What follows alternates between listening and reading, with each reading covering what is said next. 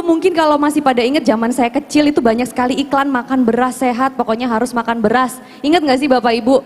Nah, ngubah mindsetnya sejak sekarang, karena orang Indonesia itu kan katanya sampai sekarang juga kalau nggak makan nasi itu belum makan gitu.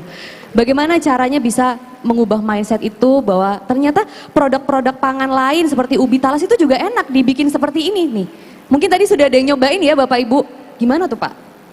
Ya, sekarang Kementerian Pertanian dengan unit-unit kerja yang ada, tentu saja tidak bisa sendiri di dalam rangka mengaktualisasi strategi-strategi dasar untuk kepentingan bangsa. Dia harus kerjasama dengan kementerian lain, dia harus kerjasama dengan gubernur, bupati, camat, dan kepala desa TNI dan Polri. Kira-kira begitu. Oleh karena itu bicara pertanian, bicara kebersamaan, bicara gotong royong, dan bicara satu kerja untuk bangsa. Merah putih. Nah, oleh karena itu ada 3 hal yang harus dilakukan untuk mencoba mempolakan diversifikasi makanan dengan tepat. Yang pertama, mindset masyarakat terhadap tidak harus kenyang dengan non beras, salah satu menjadi visi. Artinya di kepala semua masyarakat, terutama pejabat, terutama tokoh, bahwa makanan sehat itu bukan cuma beras. Ini agenda intelektual yang harus dipaksakan, salah satunya melalui media-media mainstream, televisi, metro, dan lain-lain, harus bisa bicara tentang bagaimana merubah mindset, bahwa kenyang tidak harus dengan perbankan harus turun tangan, BUMN seluruhnya harus turun tangan. Dan yang kedua adalah memanage agar persepsi publik harus kita rubah lebih cerdas. Caranya kebijakan-kebijakan semua pihak, terutama kebijakan pemerintah pada semua jenjang harus mengarah untuk melakukan diversifikasi makanan. Yang kedua, melakukan momentum-momentum mengaktualisasi makanan-makanan yang ada, yang non beras itu dengan hasil-hasil yang lebih baik, mengaktualisasi. Salah satu caranya adalah ya undanglah pada momen tertentu, hari Jumat tertentu, untuk makan makanan non beras, makan makanan-makanan lokal. Hanya dengan agenda seperti itu, manajemen ini sampai ke bawah. Diminta para kepala desa, lurah, camat, RT, RW melakukan aktivitas hari Minggu, olahraga tapi sekaligus makan makanan lokal, non beras misalnya. Yang ketiga adalah yang paling penting, keteladanan para pemimpin, keteladanan para kepala desa, lurah, camat, para bupati, gubernur, dan tentu saja para menteri, termasuk Maria dan teman-temannya. Siap, karena ngerasa lebih sehat juga sebenarnya makanan-makanan seperti ini. Tapi sini sudah ada juga dokter gizi, dokter Karin. Dok, mengenai anggapan bahwa kayaknya kita tuh kalau belum makan nasi nggak kenyang. Nah itu sebenarnya dari sisi kesehatan tuh gimana sih? Banyak orang yang tidak tahu bahwa sebenarnya keseringan makan nasi itu jadi diabetes loh. Bener nggak sih Dok? Iya, jadi sebenarnya kalau anggapan belum makan nasi itu belum kenyang sebenarnya hanya persepsi, hanya kebiasaan sebenarnya. Padahal kandungan nutrisi, kalori itu sebenarnya sama aja. Malahan pangan lokal yang lain seperti singkong, jagung, pisang, tales itu mengandung nutrisi yang lebih banyak dibandingkan dengan nasi putih. Dan indeks glikemiknya juga lebih rendah, jadi lebih aman untuk penyandang diabetes dan juga orang yang ingin menjaga berat badan, yang mau diet, itu justru lebih bagus. Nah gambaran pola makan yang sebenarnya bagus untuk kesehatan kita itu seperti apa sih Dok? Yang penting pertama seimbang dulu. Jadi kan kita sudah tahu bahwa dari Kemenkes ada isi piringku ya. Isi piringku itu isinya ada yang makanan karbohidrat, yaitu makanan pokok kita ini. Karbohidrat itu bisa nasi, talas, bisa jagung, pisang, singkong, kentang, banyak sekali pilihannya. Jadi sebenarnya nggak perlu nasi. Terus yang kedua ada sumber protein, lemak, vitamin, dan mineral. Yang penting itu. Dan dikonsumsi dalam jumlah dan frekuensi yang sesuai dengan kebutuhan kita masing-masing. Oke. Nah kita kembali lagi ke Pak Syarul. Pak Syarul, kita kalau ngomongin diversifikasi pangan ini, kalau dari Kementerian Pertanian itu konsepnya itu nanti akan seperti apa sih Pak untuk terus mengampanyekan diversifikasi pangan ini? Kita udah punya roadmap terhadap jenis-jenis makanan non beras yang memiliki protein dan asupan gizi yang sesuai. Bahkan kita punya roadmap atau program atau konsep terhadap bagaimana makanan-makanan non beras yang juga bisa menghilangkan stunting dan untuk orang hamil. Kita punya mapping itu. Sekarang bagaimana memperkuat itu adalah salah satunya adalah merubah mindset tadi. Asumsi orang bahwa hanya dengan beras dia bisa kenyang, ini yang harus dirubah. Dan ini tentu saja tidak bisa hanya Kementerian Pertanian. Dia membutuhkan proses, tetapi kenapa kita tidak iklan besar-besaran kah? Ini kan untuk kepentingan bangsa. Ya, artinya tidak seorang pun dari kita yang memiliki akses publik yang baik, termasuk media, yang tidak mengiklankan besar-besaran terhadap itu. Ya, cara ini akan merubah mindset dari seluruh masyarakat. Bayangkan kalau sekarang kita pakai masker semua, ini kan hasil iklan semua nih, hasil merubah persepsi. Nah itu sekalian juga bahwa sebenarnya makanan lokal kita termasuk jamu-jamu dan lain-lain sebagainya itu bisa membuat kita mampu bertahan, meningkatkan imun ya dok, dan Betul, kemudian bisa berhadapan dengan tantangan virus corona yang belum kita dapatkan antinya gitu. Dan sebenarnya itu semua bisa kita tanam sendiri juga, kita bisa belajar tanam sendiri kan ya Pak ya di rumah. Karena kayaknya sekarang tuh banyak tiba-tiba yang jadi petani dadakan karena semenjak corona. Ngerasa nggak sih Pak banyak yang into gardening, menanam sayur-sayur yang akhirnya bisa dimakan sendiri. Nah, menurut Pak Syahrul itu bagaimana? Itulah menghadapi pelemahan ekonomi dari dampak yang ada yang mendunia ini.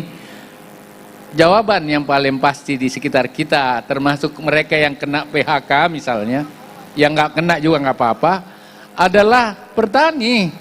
Di pertanian ada sayuran yang bisa dipetik 20 hari. Ada sayuran yang 1 bulan sudah bisa dipetik. Ada sayuran yang 3 bulan terus dipetik, seperti tomat dan cabai. Ada bayam, ada macam-macam. Oleh karena itu di sekitar rumah kita dengan 1 meter kiri 1 meter kanan saja depan keluar dengan luasan lebih dari 150 meter bisa mendapatkan 500.000 per bulan minimal, tidak mengeluarkan uang untuk beli sayur kan, beli cabai kan. Benar tuh. Dan kalau ini di format lebih bagus dengan cara yang lebih sesuai dengan permintaan ekspor, misalnya bisa ekspor.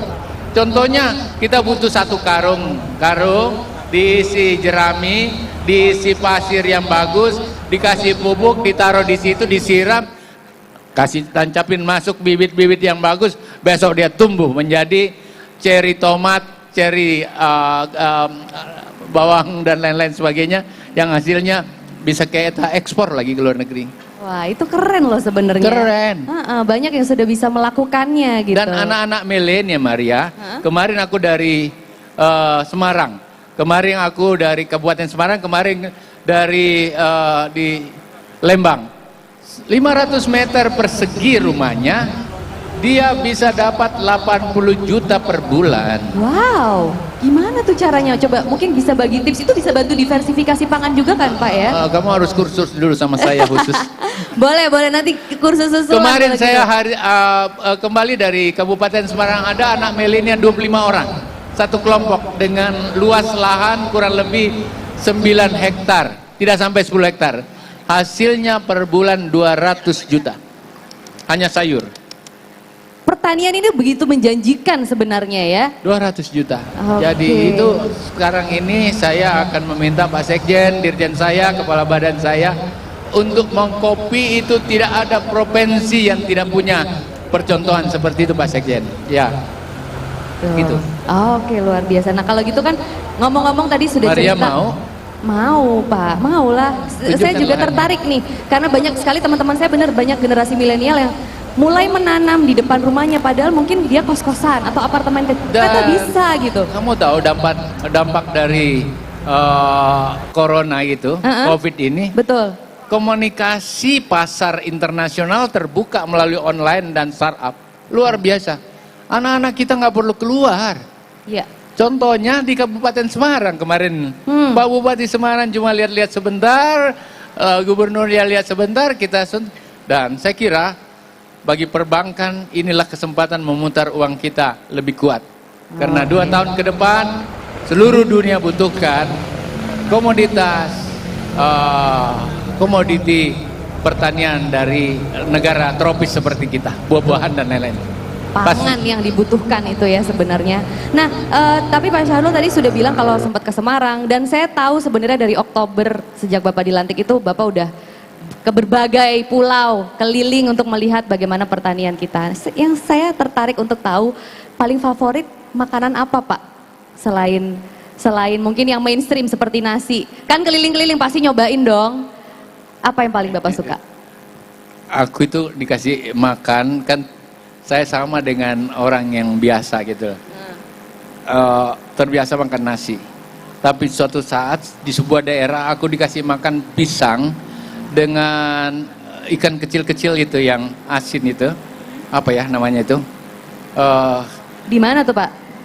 Dan Ikan ternyata nike? iya, ikan pernah juga dicampur dengan lobster, dengan pisang, pernah juga dengan itu, ternyata jauh lebih enak dari nasi gitu. Masa sih, Pak? Terutama kalau makan pagi itu. Padahal pisang tuh kan biasanya pencuci mulut ya. Kalau kita setelah makan buah, makan pisang gitu. Ternyata enak ya digabung dengan lauk pauk Enak. tadi. Jadi pisangnya itu direbus, dia mengganti nasinya. Lauknya tetap lauk biasa gitu ya. Ada pepes, ada ikan teri Medan yang kecil-kecil itu, dan aduh nyamannya luar biasa. Oke, Saya jadi pikir ini pasti jam 10 atau jam 11 saya lapar lagi, ternyata enggak. Sampai jam 2 punya daya tahan juga yang cukup bagus, dan saya energik gitu. Saya kuat. ini udah pengalaman nyata dari Pak Menteri sendiri nih. Semoga bisa menginspirasi, jadi mengubah mindset kecil dari diri kita sendiri dulu gitu. Jangan kita sudah bilang seperti ini, ternyata kita belum mempraktekannya gitu. Saya tadi juga udah mulai cobain dan ternyata tertarik, enak, bisa gitu, kita bisa. Nah, saya kembali ke Dokter Karin. Dok, gimana pendapat dokter tadi mengenai ternyata banyak sekali masyarakat Indonesia yang sekarang sudah into makan, menanam dan memakan tanamannya sendiri, yang juga berhubungan dengan diversifikasi pangan yang memang harus tetap kita jaga. Iya, jadi saya pikir itu sebenarnya itu adalah salah satu hal positif yang terjadi selama pandemi ini, ya Pak ya.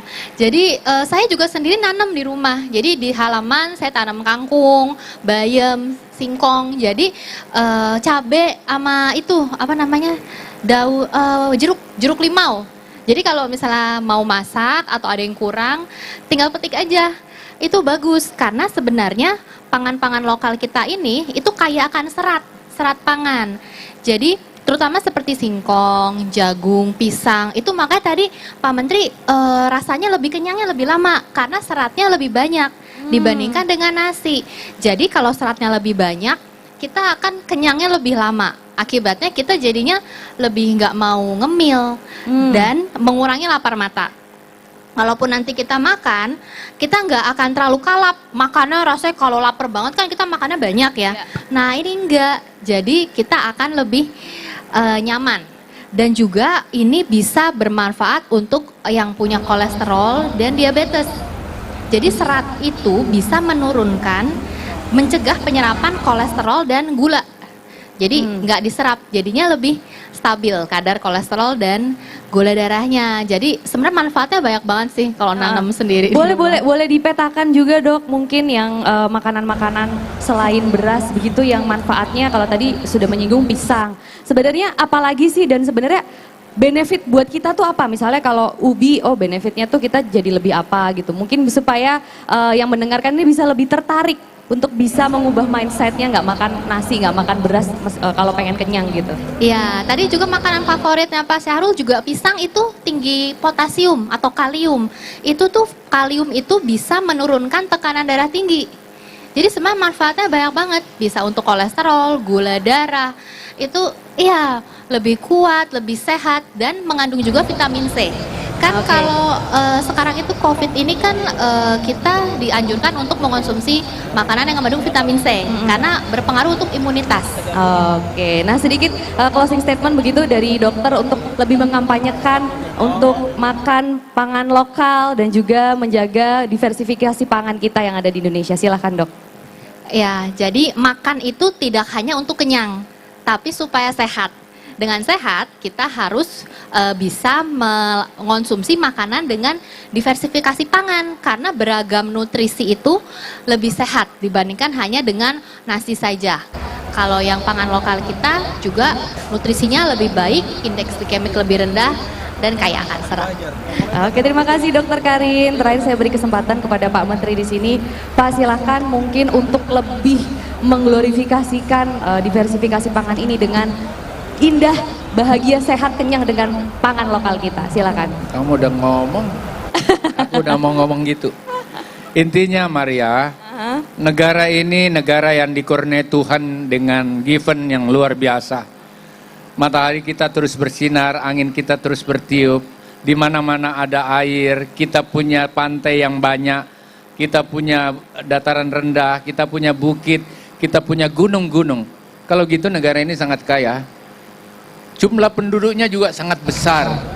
Dan kalau begitu, siapapun kita, sekecil apapun kita, harus berkontribusi, harus menyumbang sesuatu langkah, sekecil apapun, untuk memperbaiki kehidupan negara, bangsa, dan rakyat hari ini dan besok. Bisa dimulai dari mana itu, Pak? Salah satunya dari diri sendiri, memperkuat ketahanan pangan dengan mencoba membangkitkan pangan-pangan lokal yang ada di sekitar kita. Sehingga apapun terjadi, mau lock dunia, mau ada tantangan COVID dan lain-lain, kita punya makanan tersedia di sekitar kita, perut kita tetap kenyang dengan asupan yang penuh gizi, maka kita akan kreatif menghadapi tantangan itu dan keluar sebagai pemenang.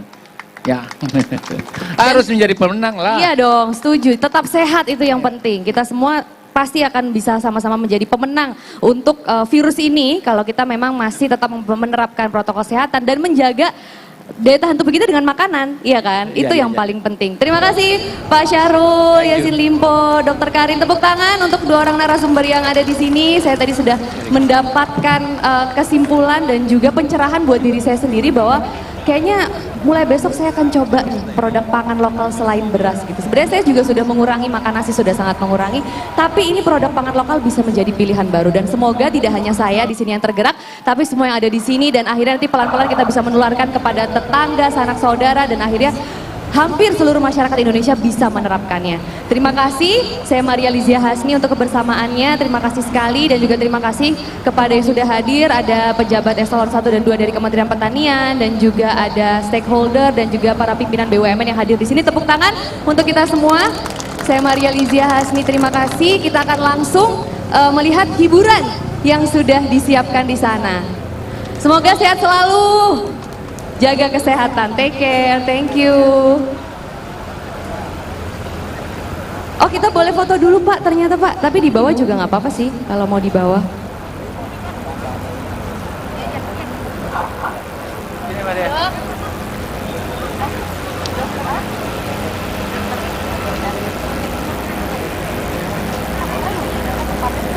Buka dulu boleh. Iya, biar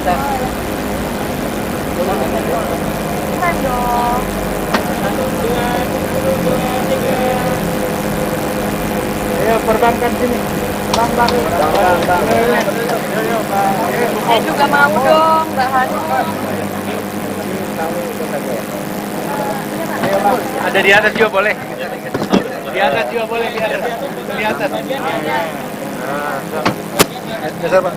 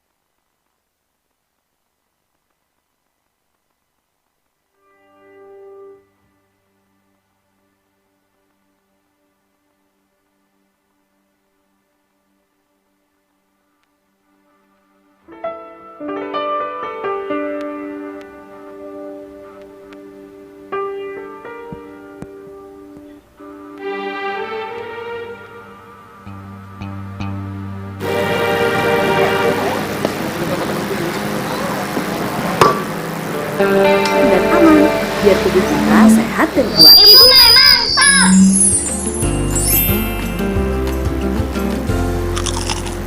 Senangnya masak bahan lokal, gak harus impor.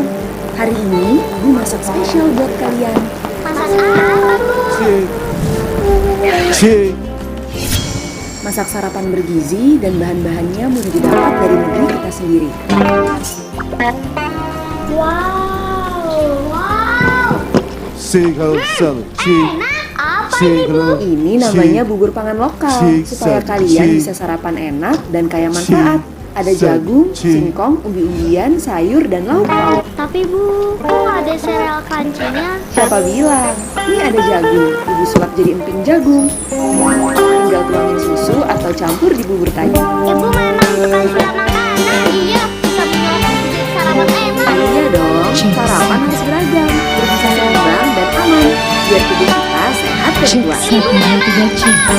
Cek 1. Cek 1, 2, 3. Senangnya masak bahan lokal, gak harus impor. Hari ini, Ibu masak spesial buat kalian.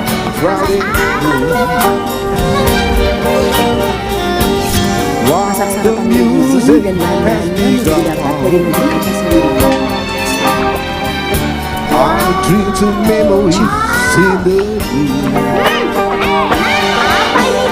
Ini namanya bubur pangan lokal, supaya kalian bisa sarapan enak dan kaya manfaat. Ada jagung, singkong, umbi-umbian, sayur, dan lauk-lauk. Tapi Bu, kok nggak ada sereal crunchy-nya? Siapa bilang? Ini ada jagung, Ibu sulap jadi emping jagung. Tinggal tuangin susu atau campur di bubur tadi. Ibu memang bukan jual makanan. Iya dong, sarapan harus beragam, bergisi seimbang dan aman, biar tubuh kita sehat dan kuat. By the window, she would hear our love song. How the